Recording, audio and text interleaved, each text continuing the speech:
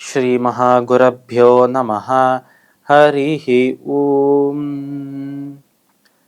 சதாசிவசமாரம்பாம் சங்கராச்சார்ய மத்யமாம் அஸ்மதாச்சார்ய பர்யந்தாம் வந்தே குரு பரம்பராம். GeM TV நண்பர்களுக்கு எனது வணக்கங்கள். இன்றைய நாள் அனைவருக்கும் இனிய நாளாக அமைய எல்லாம் வல்ல இறைவனை வேண்டி இன்றைய மதமும் நம்மதமே நிகழ்ச்சிக்கு செல்வோம். இன்னைக்கு நம்ம ஸ்ரீமத் பகவத்கீதையிலிருந்து ஒரு ஸ்லோகத்தை விரிவான விளக்கத்துடன் பார்ப்போம். பிரசாந்தாத்மா விகதபி பிரம்மச்சாரி வ்ரதே ஸ்திதः மனஸ் சம்யம்ய மச்சித்தோ யுக்த ஆசீத மத்பரஹ.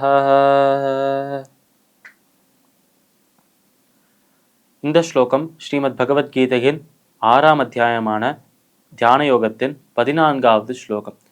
இந்த ஸ்லோகத்தில் நம்ம கிருஷ்ணர் அந்த ஒரு தியானத்தை செய்யும் போது எப்படி இருக்க வேண்டும், அந்த தியானத்தை செய்வதற்கான அந்த வழிமுறைகள் ப்ரொசீஜர்ஸ் என்னென்ன என்று சொல்லிட்டு வர்றார். அந்த வகையில் தியான யோகத்தை பின்பற்றும் போது அந்த தியான யோகத்தை பின்பற்றுகிறவர் எப்படி இருக்க வேண்டும் என்பதை இந்த இடத்தில் அழகாக வர்ணித்து சொல்றார். அப்போ நம்ம கிருஷ்ணர் சொல்ற விஷயம் என்ன என்றால், பிரசாந்தாத்மா விகதபி பிரம்மச்சாரி விரதே ஸ்திதஹ. பிரசாந்தாத்மா, மனதை சாந்தமாக வைத்துக் கொள்ள வேண்டும். அந்த மனதுக்குள்ள இந்த மனம் அலைப்பாயாமல் இருக்க வேண்டும். மனதுக்குள்ள தேவையில்லாத கவலைகள்லாம் வைத்துக் கொள்ளக்கூடாது. இப்படி மனதை சுதந்திரமாக விட்டு அந்த மனதை அந்த பகவானிடமே செலுத்த வேண்டும் என்றும் சொல்றார். ஆனால் பிரசாந்தாத்மா விகதபி, விகதபி என்று சொன்னாலே பயமில்லாமல் இருக்க வேண்டும். எதை கண்டும் அந்த நேரத்தில் எந்த ஒரு பயமும் இருக்கக்கூடாது. அடுத்த நொடியில் அவர் வரப்போறாரே, அவருக்கு நம்ம என்ன செய்யறது, இப்படி இந்த தியானத்தை முடித்த பிறகு நம்மளுக்கு அந்தந்த வேலைகள் இருக்கே, இதெல்லாம் முடிக்கலன்னா என்ன ஆகுது என்று இந்த மாதிரி பல பயங்கள் இருந்தாலும் அந்த பயங்கள் தியானத்தின் போது வரக்கூடாது. தியானத்தை முடித்த பிறகு அந்த இறைவனிடமே விட்டுவிட்டு அந்த அந்த ஒரு பயத்தை கண்டு கொள்ளாமல் இருக்க வேண்டும். என்றால் இறைவனாக இருப்பவரே பயத்திலிருந்து நம்மளை காப்பதனால்தான் சிறந்தவராக இருக்கிறார். அப்பேற்பட்ட இறைவனிடமே அனைத்து விஷயங்களும் விட்டுட்டு, நீயே இதை பார்த்துக்கோ, உனக்கே எது சரி என்று தெரியும், நீ இதை பார்த்துக்கோ என்று அவரிடம் விட்டுட்டோம் என்றால் பயப்பட வேண்டிய தேவையே இருக்காது. ஆனால் அந்த சமயத்தில் தியானத்தை செய்யும் போது நம்ம மனதை சாந்தமாக, மனதை அந்த கவலைகள் இல்லாமல் கஷ்டங்கள் இல்லாமல் வைத்துக் கொள்ள வேண்டும். அதே நேரத்தில் பயம் இல்லாமலும் இருக்க வேண்டும். பிரசாந்தாத்மா விகதபி பிரம்மச்சாரி பிரதேஸ்திதா. அந்த ஒரு தியானத்தை பின்பற்றும் போது தியான யோகத்தில் நுழைந்து விட்டோம் என்றால் அந்த தியானத்தை பின்பற்ற சமயத்தில் பிரம்மச்சாரியாக அந்த பிரம்மச்சாரி விரதத்தை எடுத்துக்கொள்ள வேண்டும் என்று சொல்றார் இந்த இடத்தில். பிரம்மச்சாரி பிரதேஸ்திதா மனசம்யம்ய மச்சித்தோ யுக்த ஆசீத மத்பரஹ. மனசம்யம்ய மச்சித்தோ, அதாவது மனதை கட்டுப்படுத்தி வைத்திருக்க வேண்டும். மனம் அலைப்பாயாமல் இருக்க வேண்டும். மனதையும் புலன்களையும் அந்த இந்திரியங்களையும் கட்டுப்பாட்டுக்குள்ள, நம்மளோட கட்டுப்பாட்டுக்குள்ள வைத்திருக்க வேண்டும். மனசம்யம்ய மச்சித்தோ, என் மீது மட்டுமே தன்னோட மனதை செலுத்த வேண்டும். அதாவது என் மீது என்று அங்கு கிருஷ்ணர் சொல்வது இறைவன் மீது, அவர் மீது என்று புரிந்து கொள்ளலாம். அதனால் அந்த இறைவனாகிய கிருஷ்ணரையோ நம்ம இஷ்ட தெய்வம் யாரோ அவர் மீது அந்த ஒரு தியானத்தை, அந்த ஒரு தன்னோட மனதை செலுத்த வேண்டும். அந்த மனதை எப்போ ஒரு விஷயத்தில் செலுத்துறோமோ, ஒரு நிலையான மனம் எப்போ இருக்கிறதோ அப்பொழுதே தியான யோகம், அந்த சமயத்திலே தியான யோகத்தில் நம்ம தேர்ச்சி பெற்று விட்டோம். அந்த சமயத்திலே நாம யோகாரூடர்களாக மாறிவிட்டோம்.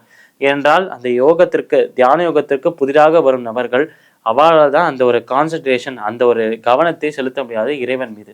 ஆனால் இதுவே அந்த யோகத்தை பின்பற்றி பின்பற்றி அதிலேயே தேர்ந்தவர்களாக இருக்கும் யோகாரூடர்களாக மாறிவிட்டோம் என்றால், அந்த யோகாரூட நிலையை அடைந்து விட்டோம் என்றால் அப்பொழுதே அந்த இறைவனோட அந்த சொரூபத்தை மனதில் வைத்துக்கொண்டு அவரை தவிர வேற எதையுமே நினைக்காமல் அவர் சொரூபத்தை மட்டுமே தியானம் செய்கிற அளவுக்கு அந்த ஒரு பக்குவம் நம்மளுக்கு வந்துடும்.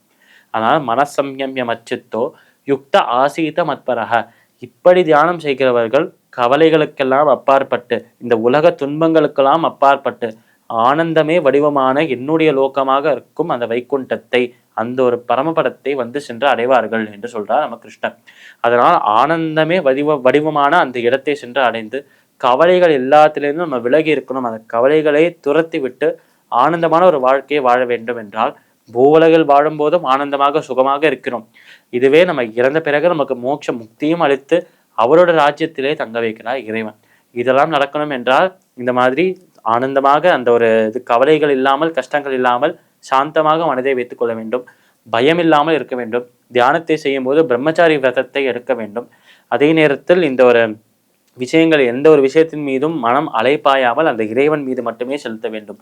இந்த விஷயங்கள் எல்லாம் செய்தோம் என்றால் இறைவன் அவருடைய ராஜ்யமாக, இறைவன் அவருடைய இருப்பிடமாக, வசிப்பிடமாக இருக்கும் அந்த அந்த ஒரு பரமபதத்திற்கு அவரின் திருவடியே நம்மளுக்கு தருவார். அப்பேற்பட்ட இறைவனை அடையணும், மோட்சம் முக்தி பெற வேண்டும் என்றால் தியான யோகம் ஒரு வழியாக இருக்கு அர்ஜுனா என்று சொல்றார் நம்ம கிருஷ்ணர். பகவத்கீதையின் 6வது அத்தியாயமான தியான யோகத்தின் 14வது ஸ்லோகத்திற்குண்டான விளக்கம் இதுவே. மீண்டும் நாளை சந்திப்போம். நன்றி, வணக்கம்.